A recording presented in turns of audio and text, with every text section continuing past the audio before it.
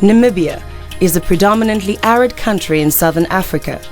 The stark grandeur of its landscapes, its cultural diversity, and the rich wildlife in conservation areas such as Etosha National Park make it a prime tourism destination. However, the reality is that, until recently, wildlife in large parts of the country, and particularly the extensive communal areas, was in severe decline. This is the story of how Namibia's Communal Conservancy program, which is founded on CBNRM, community-based natural resource management, has succeeded in increasing game numbers and bringing a wide range of benefits to local communities. Wildlife is one of Namibia's most valuable resources, but in the 70s and 80s it was not seen as such by the people living in the communal areas, simply because they had no way of benefiting from it, except by poaching. The only way that we could see any light at the end of the tunnel would have been to get the local people working with us instead of against us. At a meeting that I had with one of the key headmen in the Northwest, Joshua Kongombe, we were discussing the situation, and he was as concerned as we were about what was happening to the wildlife. We took the issue a bit further, and the community game guard system was started. Chief Mayuni led by example in introducing CBNRM and supporting the conservation of wildlife. He realized that his own people were involved in poaching, and in 1994, after attending a game auction in the Waterberg, he concluded that it was necessary to establish an anti-poaching unit in his area. King Taipopi has also long been involved in conservation efforts. Well before independence, the community asked him to re-establish wildlife in the Ukwaludi area. After independence, the matter was taken up with the government, which gave support to the concept of conservancies. The Nature Conservation Amendment Act was passed in 1996. It provides for the establishment of communal conservancies that are responsible for managing wildlife resources and are entitled to derive consumptive and non-consumptive benefits from them. The conservancies are defined by the members themselves. Traditional authorities must be consulted, and the agreement of neighboring communities must be obtained. To be registered, they must have a constitution, a representative conservancy committee, acceptable benefit distribution and game management plans, clearly defined boundaries, and the ability to manage funds. The conservancies are unfenced, but are internally zoned for a variety of activities. Depending on wildlife numbers, they are given quotas for own use, shoot and sell and sport hunting, and for game capture for translocations. We have grown the program from a small pilot project in 1998, where there was only 4 conservancies, to 50 conservancies registered to date. So the program has gone from a small pilot project to a major development project of the country.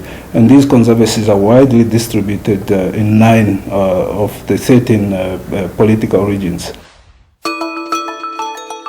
At first, conservancies struggled to gain wider acceptance, and both government officials and the conservancy's community game guards were viewed with suspicion. There was no trust from the community to us, thinking that we are informers of the ministry. And again, on the other side, the ministry were thinking that maybe we will be doing illegal hunting for the community so that they can get meat from us.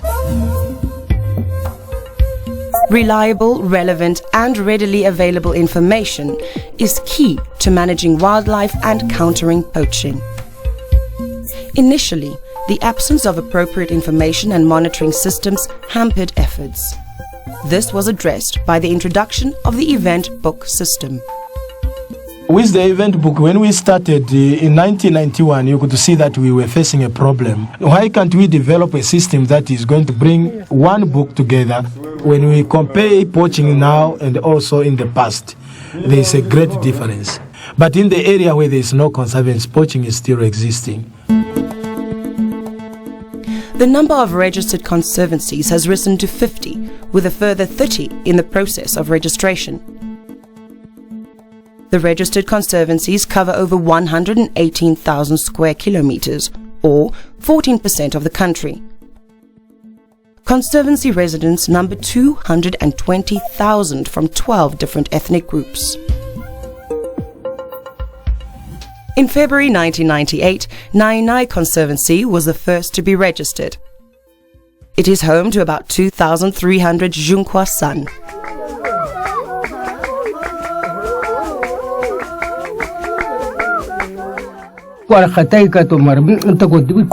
Kivit Kun has been involved in Nainai since the beginning. He recalls the important contributions the Conservancy has made to the community. Looking to the future, he expresses the hope that the youth will continue to cherish their cultural traditions and support the Conservancy.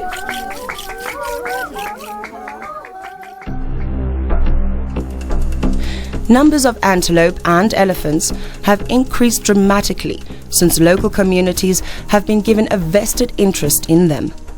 Along with the sale of thatching grass, tourism and hunting are usually the main revenue streams for conservancies, and these are dependent on healthy wildlife populations. Here in the Sesfontein area of Namibia, we're talking about vast 9.5 million acres, plenty of game, beautiful scenery, and the magnitude of the hunt, fair chase, the spirit of the hunt, we think that's the only way to hunt and take trophy big game animals. The recovery of wildlife is a priority for King Taikopi. Since the registration of Ukwaludi Conservancy in 2004, several game species, including the rare black-faced impala and black rhino, have been reintroduced to the core area. Hunting is a growing source of revenue, and a contract with a professional hunter is in place. Where game is sufficiently abundant, it may be captured for relocation elsewhere.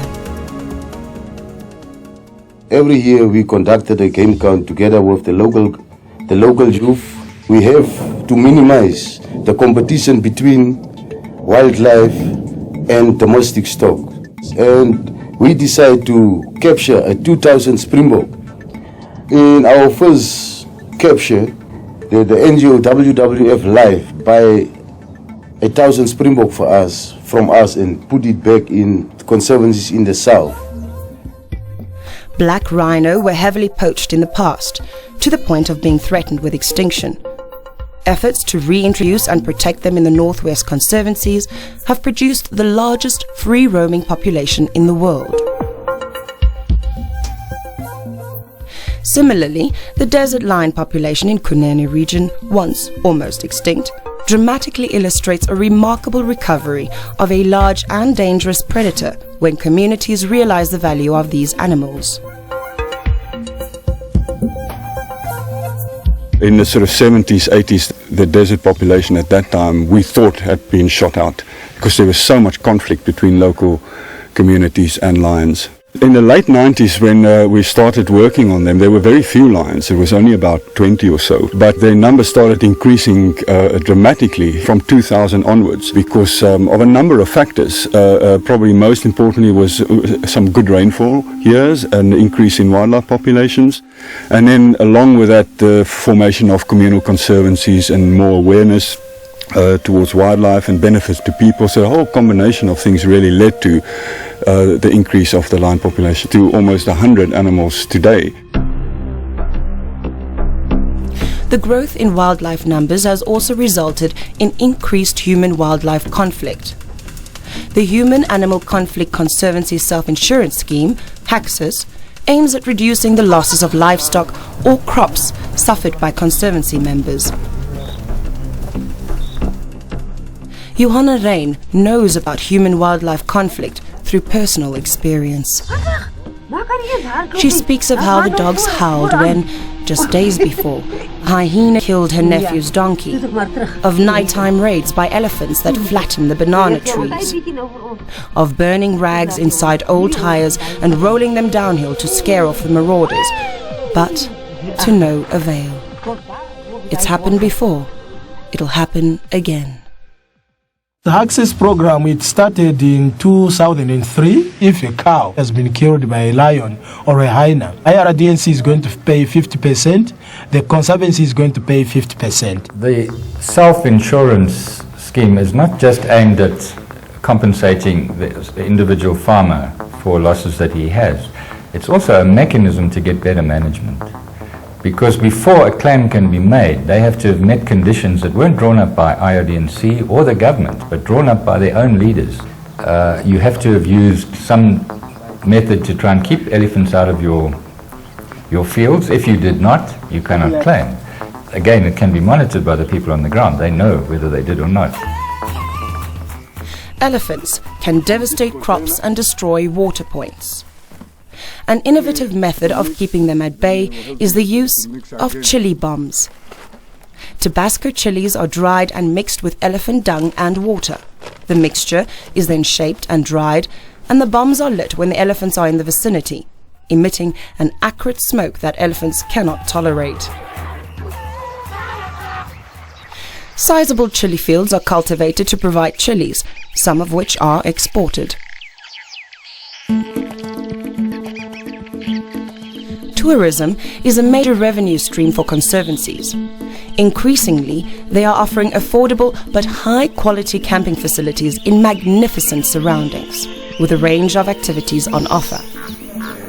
The Caprivi and Kavango regions are blessed with substantial wetlands, which are ideal for lodges and community campsites. At Mbamba Community Campsite, we offer different activities. People can go for Mukoro trip, traditional dancing, and we also cater food.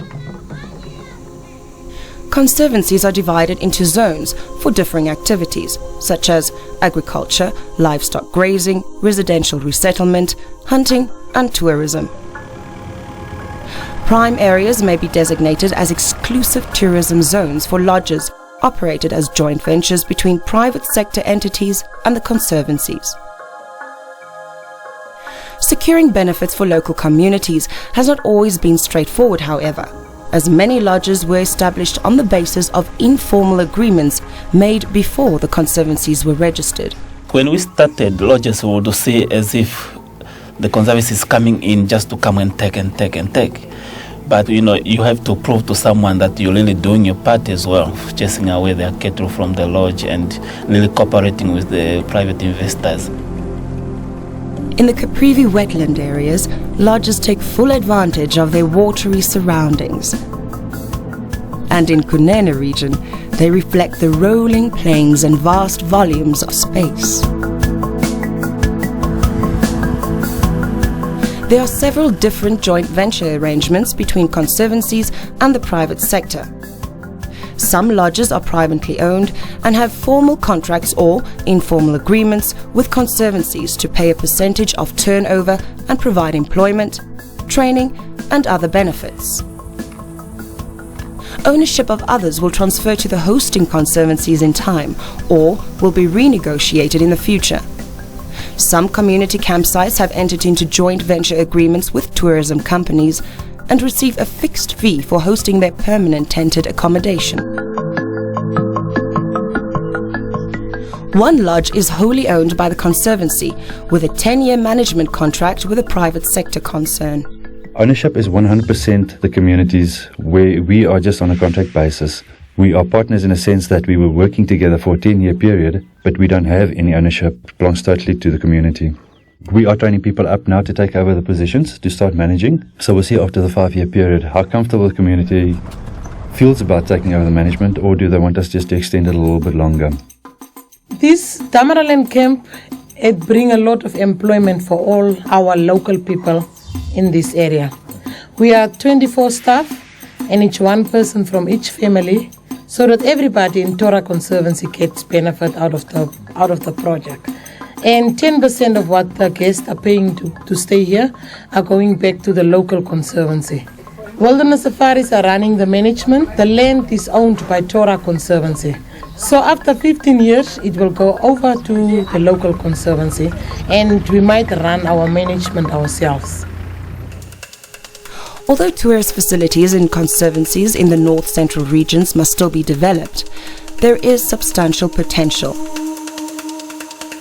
In King Nahale Conservancy, there are plans to establish a community campsite.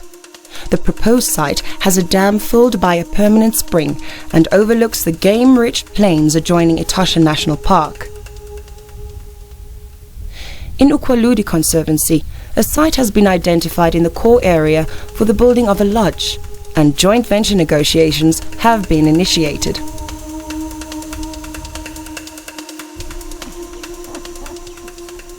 Some resources that in the past were only used locally are now being sold on international markets. Since time immemorial, San people have used devil's claw, amongst other things, as a treatment for arthritis. In conservancies with predominantly San memberships, the sustainable commercial harvesting of devil's claw has become an important source of revenue.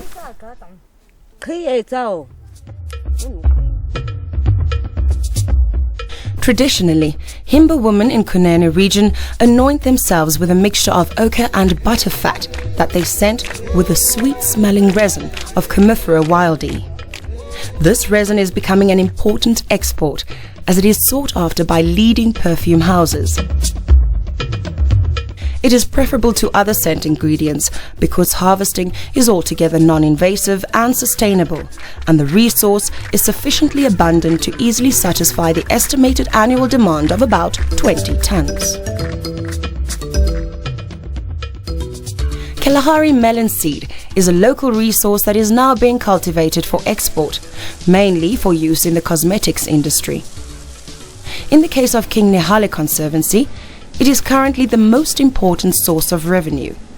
The seed is collected and sent to one of 2 cooperatives for commercial oil extraction. Marula is a relative of mangoes, cashews and pistachios that has been valued as a food resource in southern Africa for thousands of years. Marula oil, which also has exceptional cosmetic properties, is extracted from the kernels.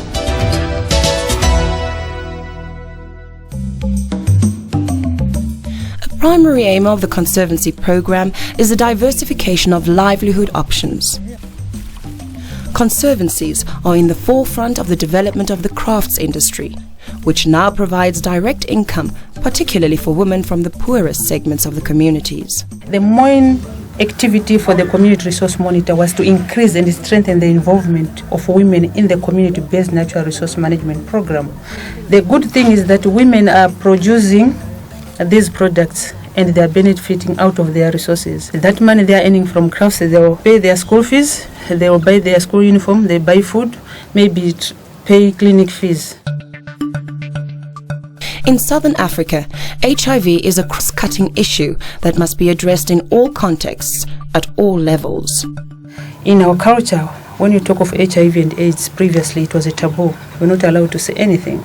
But we're losing skilled people, we're losing trained people. The Community Economic Development Project is introducing better farming practices and new crops like cowpeas, groundnuts and Kalahari melon seed. It is also establishing new livelihood options like poultry projects and giving appropriate training. What we would normally have is facilitators. The facilitators also recruit like what we would call contact farmers. And then when they've registered into the program, we then teach them the different aspects of conservation agriculture. The 1996 Conservancy legislation did not make allowance for the use of plant resources. However, the Forest Act of 2001 provides communities with the right to establish and sustainably manage community forests, and conservancies are increasingly integrating with them to streamline the management of resources and benefits. The other source of income which we are using is from the community forest, whereby people sell some timbers and some timber acacia trees and molombe, and whereby we are selling to the local people and outside people with different prices. In addition to accessing forest produce, Conservancy members are able to buy seedlings at affordable prices from community forest nurseries. They can supplement their diets with several fruit varieties or sell the produce. Communal conservancies are having far-reaching impacts for local communities in Namibia's rural areas. In addition to monetary benefits, they receive meat distributions amounting to about 360 tons annually. The conservancies also support critical community projects. People felt that it's not the right time that we should concentrate on individual cash payouts. Said we should bring the funds together and first concentrate on communal projects.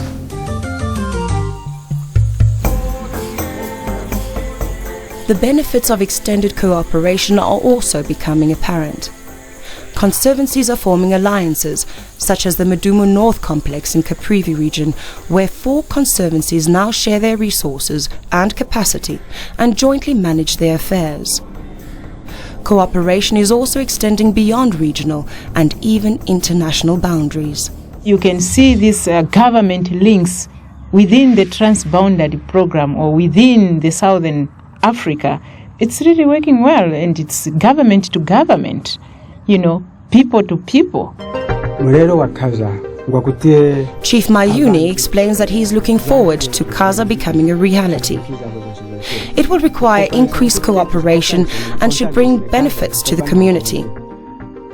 He has explained to his headman the importance of creating open corridors to enable the free movement of wildlife across borders.